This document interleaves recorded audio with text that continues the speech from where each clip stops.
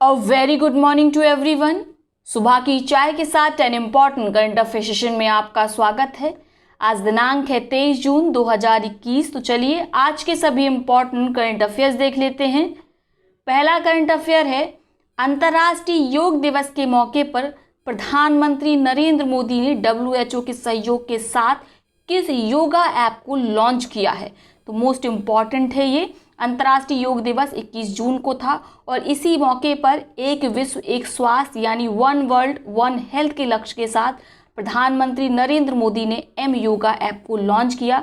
Most important है, इसको develop किसके द्वारा किया गया, विकसित किया गया WHO और भारत सरकार के द्वारा। भारत सरकार से 2 मंत्रालय इसमें शामिल हैं। इसको विकसित करने में कौन कौन से वे मंत्रालय हैं, नोट कर लीजिए आप, पूछा जा सकता है। आयुर्वेद, योग और प्राकृतिक चिकित्सा मंत्रालय। दूसरा मंत्रालय है यूनानी सिद्ध और होम्योपैथी यानी आयुष मंत्रालय। क्लियर हो गया। आगे बात करते हैं एम योगा ऐप के बारे में। तो इसमें कई भाषाओं में योग प्रशिक्षण यानी योग सिखाने वाले ऑडियो वीडियो ऑलरेडी अपलोडेड हैं। आप इन ऑडियो वीडियो के आधार पर योग सीख सकते हैं, योग का प्रशिक्षण प्राप्त कर सकते हैं, साथ में घर बैठकर आराम से योग का अभ्यास भी कर सकते हैं। तो आप भी इस योगा ऐप को ज़रूर डाउनलोड करिए और योगा सीखिए, घर वालों को भी योगा करवाइए। अगला प्रश्न है, किस राज्य सरकार ने 8वीं से 12वीं कक्षा के छात्रों को पेड़ लगाने, उनकी देखभाल करने पर एक्स्ट्रा मार्क्स देने की घोषणा की है। तो यह राज्य सरकार कौन सा है, कौन सा राज्य है, हरियाणा राज्य सरकार। ठीक है, हरियाणा के मुख्यमंत्री आप जानते हैं श्री मनोहर लाल खट्टर जी हैं। ठीक है, और इन्हीं ने घोषणा की है कि जो 8वीं से 12वीं कक्षा के छात्र हैं, यदि वे पेड़ लगाएंगे, उनकी देखभाल करेंगे, तो जो एनुअल रिजल्ट होगा यानी वार्षिक जो परिणाम आएगा उसमें उनको एक्स्ट्रा मार्क्स दिए जाएंगे। ठीक है, तो एक प्रकार से बच्चों के अंदर एटीट्यूड डेवलप किया जा रहा है कि वे पेड़ की महत्ता को समझें, पेड़ लगाएं। ठीक है, उनके अंदर संस्कार डाला जा रहा है, सिंपल सी बात बोलें। ठीक है, कि वो पेड़ लगाएं, उनकी देखभाल करें। तो बहुत अच्छा प्रयास है। ठीक है, आगे बात कर लेते हैं। इसके साथ ही हरियाणा के मुख्यमंत्री मनोहर लाल खट्टर ने करनाल जिले में 80 एकड़ ऑक्सी वन बनाने की घोषणा की है। तो ये भी मोस्ट इम्पॉर्टेंट है, जिला कौन सा है, करनाल।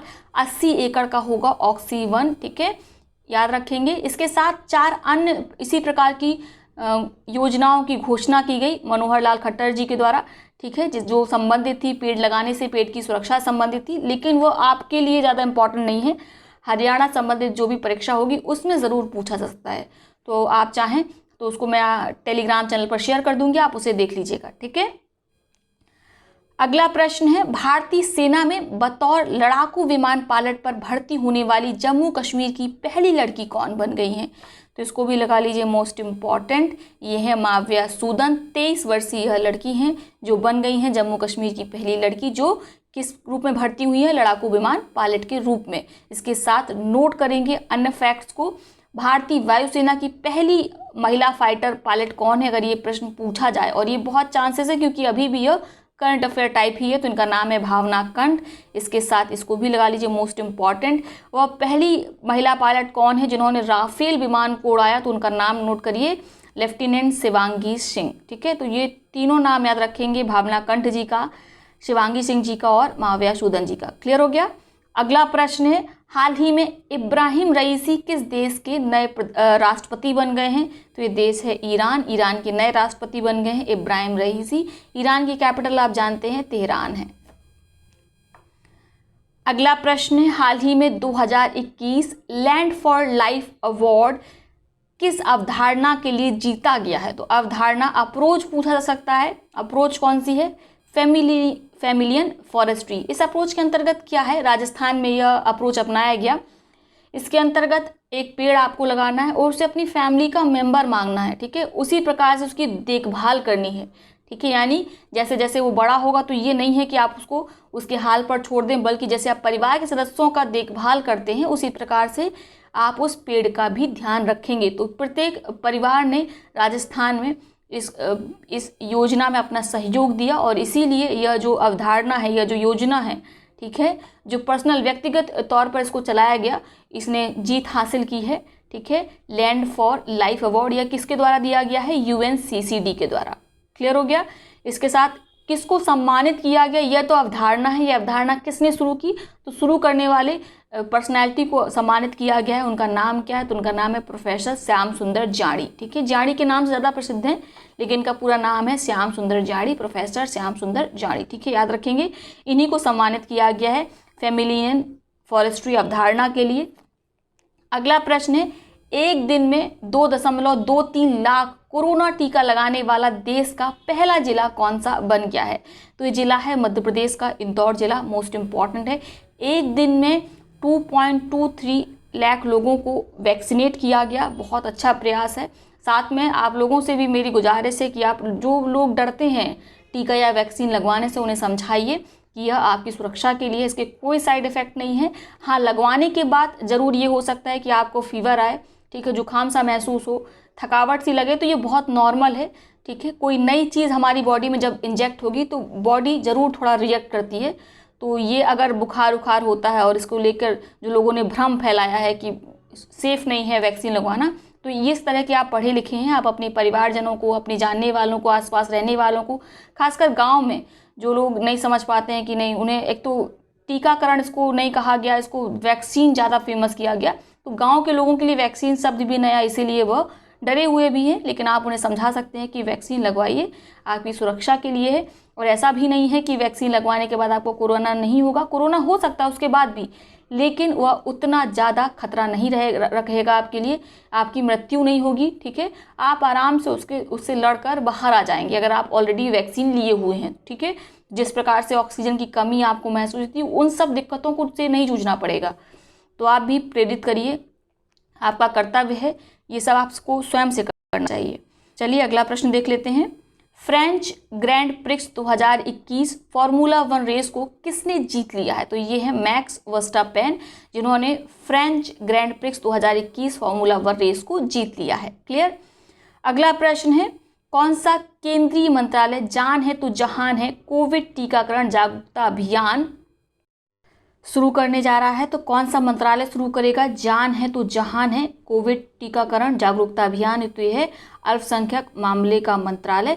इसका उद्देश्य क्या है इस अभियान का? इसके अंतर्गत जो अफवाह हैं कोविड टीकाकरण संबंधित, उनके प्रति लोगों के अंदर जागरूकता बढ़ाई जाएगी। ये खासकर फोकस करेगा ग्रामीण इलाकों को और उन दूर दराज इलाकों को जहाँ पर अशिक्षा का दौर है, जहाँ पर इतनी जागरूकता नहीं है, ठीक है, और वो वैक्सीनेशन से डरते हैं। तो ऐसे लोगों को जागरूक किया जाएगा, उन्हें प्रेरित किया जाएगा कि वह भी टीकाकरण में शामिल हो। तो ये मंत्रालय कौन सा है? अल्पसंख्यक मामले का मंत्रालय। मोस्ट इंपॉर्टेंट है, इसको नोट कर लीजिए, जान है तो जहान है, ये पूछा ही जाएगा। अगला प्रश्न है, केंद्र सरकार ने तटीय क्षेत्र प्रबंधन प्राधिकरण यानी कोस्टल जोन मैनेजमेंट अथॉरिटी स्थापित करने के लिए अधिसूचना जारी की है। तो किस राज्य में इसको स्थापित किया जाएगा कोस्टल जोन मैनेजमेंट अथॉरिटी को? तो कर्नाटक में इसको विकसित करने की अधिसूचना हाल ही में केंद्र सरकार के द्वारा जारी की गई है। अगला प्रश्न है, किस केंद्रीय मंत्रालय द्वारा दिव्यांगता खेल केंद्र स्थापित किए जाएंगे? तो ये भी इम्पॉर्टेंट है, ये किसके द्वारा विकसित किए जाएंगे? सामाजिक न्याय और अधिकारिता मंत्रालय के द्वारा। यदि विकल्प आ गए तो आप कंफ्यूज हो जाएंगे। अगर विकल्प आ गया अल्पसंख्यक मामले मंत्रालय, खेल या युवा मंत्रालय या गृह मंत्रालय, तो परीक्षा में आप कंफ्यूज हो सकते हैं। तो इसको भी मोस्ट इंपॉर्टेंट लगा लीजिए। दिव्यांगता खेल केंद्र कौन स्थापित करेगा? कौन सा मंत्रालय की योजना है? तो याद रखेंगे सामाजिक न्याय और अधिकारिता मंत्रालय की। ठीक है, क्लियर हो गया। अगला प्रश्न है, WWF इंडिया ने हाल ही में किसे फॉरेस्ट फ्रंटलाइन हीरोज के एम्बेसडर के रूप में नामित किया है? तो WWF इंडिया ने इंडिया का एम्बेसडर बनाया है फॉरेस्ट फ्रंटलाइन हीरोज का उपासना कामिनेनी को। ये अपोलो हॉस्पिटल की डायरेक्टर है, निदेशक हैं। ठीक है, किसको बनाया जाता है फॉरेस्ट फ्रंटलाइन हीरोज़ का एम्बेसडर? उन सभी व्यक्तियों को, पर्सनैलिटीज़ को जिन्होंने फॉरेस्ट की रक्षा के लिए साथ में स्वास्थ्य के क्षेत्र में भी फ्रंट लाइन आकर काम किया है, उनको सम्मानित किया जाता है। तो विश्व भर में कुल 12 लोगों को सम्मानित किया गया है, जिसमें भारत की उपासना कामिनेनी भी शामिल हैं, जो अपोलो अस्पताल की निदेशक हैं, डायरेक्टर हैं। ठीक है, क्लियर हो गया। तो इसको भी मोस्ट इंपॉर्टेंट लगा लीजिए। फॉरेस्ट फ्रंटलाइन हीरोज़ एम्बेसडर बन गई हैं उपासना कामिनेनी। तो ये हैं आज के सभी इंपॉर्टेंट करंट अफेयर्स। अब देख लेते हैं आज के उन प्रश्नों को जिनका जवाब आप कमेंट बॉक्स में देंगे। तीनों प्रश्नों का जवाब एक ही कमेंट में लिखिएगा। जिसका जवाब सबसे पहले सही सटीक आएगा उसके कमेंट को पिन किया जाएगा, साथ में उसका नाम अगले वीडियो में लिया जाएगा। तो चलिए पहला प्रश्न देख लेते हैं। पहली बार कुरान का गोजरी भाषा में अनुवाद करने वाले विद्वान का हाल ही में निधन हो गया। उनका नाम आपको बताना है। आपके विकल्प हैं मुफ्ती फैज़ उल वहीद, डॉक्टर सिद्दीकी, नाज़नीन या इनमें से कोई नहीं। दूसरा प्रश्न है, हाल ही में किस देश के सुप्रीम कोर्ट में पहले अश्वेत व्यक्ति और भारतवंशी महमूद जमाल को जज के रूप में नामित किया गया है? आपके विकल्प हैं कनाडा, अमेरिका, फ्रांस या इनमें से कोई नहीं। तीसरा और अंतिम प्रश्न है जिसका जवाब आप कमेंट बॉक्स में देंगे। भारत ने किस देश को 100 करोड़ रुपए का गश्ती पोत PS जॉरेस्टर उपहार में दिया है? ठीक है, आपके विकल्प हैं सेशल्स, म्यांमार, मॉरिशस या इनमें से कोई नहीं। तो ये हो गए वो सभी प्रश्न जिनका जवाब आप कमेंट बॉक्स में देंगे। अब देखते हैं उन पिछले प्रश्नों को जिनका सबसे पहले सही सटीक जवाब दिया गया डॉली सिंह जी के द्वारा, और डॉली सिंह जी के कमेंट को ऑलरेडी पिन किया जा चुका है। पहला प्रश्न क्या था? राष्ट्रीय समुद्री विरासत परिषद किस राज्य में विकसित किया जाएगा? तो यह अंतर्राष्ट्रीय पर्यटन को विकसित करने को बुलाने के लिए विकसित किया जा रहा है। राष्ट्रीय समुद्री विरासत परिषद कहाँ पर? गुजरात में लोथल में, याद रखेंगे। ठीक है, अंतर्राष्ट्रीय पर्यटन को आकर्षित करने के लिए। अगला प्रश्न क्या था? हाल ही में सुर्खियों में रही डेटा लेक के संगठन का ऑनलाइन पोर्टल है? तो ऑनलाइन पोर्टल है NHAI का, national highway authority of India का। इसके अंतर्गत जो नेशनल हाईवेज है उनकी क्या स्थिति है, ठीक है, किस प्रकार से उनमें काम चल रहा है, उनकी मरम्मत कार्य सही से हो रहा है कि नहीं हो रहा है, उन सब की वीडियोग्राफी की जाएगी। ठीक है, वहाँ पर एक निरीक्षक शामिल होगा। ठीक है, उसी के समक्ष ये वीडियोग्राफी की जाएगी, और इस वीडियोग्राफी से जो प्राप्त वीडियो है उसको डेटा लेक पोर्टल पर अपलोड किया जाएगा ताकि सबको जानकारी उपलब्ध हो कि जो नेशनल हाईवेज हैं उनके रखरखाव के लिए काम किया जा रहा है। तो सबसे बढ़िया वर्तमान गवर्नमेंट में कोई काम कर रहा है तो वो नितिन गडकरी जी हैं। उनका काम सच में तारीफ़े काबिल है। ठीक है, सबसे ज़्यादा आप विकास देखेंगे तो सच में रोड का पिछले 5 सालों में, या कहें जब से वो बने हैं पिछले समय से, उन्होंने बड़ा काम किया है इस संबंध में।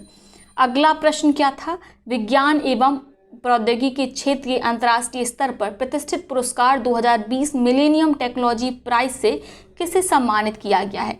तो भारत से ही हैं दोनों, शंकर बालासुब्रमण्यम और डेविड क्लेनरमैन, इन दोनों को ही शामिल किया गया है 2020 मिलेनियम टेक्नोलॉजी प्राइज से। किस क्षेत्र में? विज्ञान और प्रौद्योगिकी के क्षेत्र में, साइंस एंड टेक्नोलॉजी के क्षेत्र में सम्मानित किया गया है इंटरनेशनल लेवल पर 2020 मिलेनियम टेक्नोलॉजी प्राइज से। तो ये है आज का सेशन। आई होप वीडियो आपको पसंद आया होगा। वीडियो को लाइक करें, साथ ही अपने मित्रों सहपाठियों के साथ शेयर करें। तो चलिए कल मिलते हैं नए सेशन के साथ, तब तक के लिए बहुत बहुत धन्यवाद।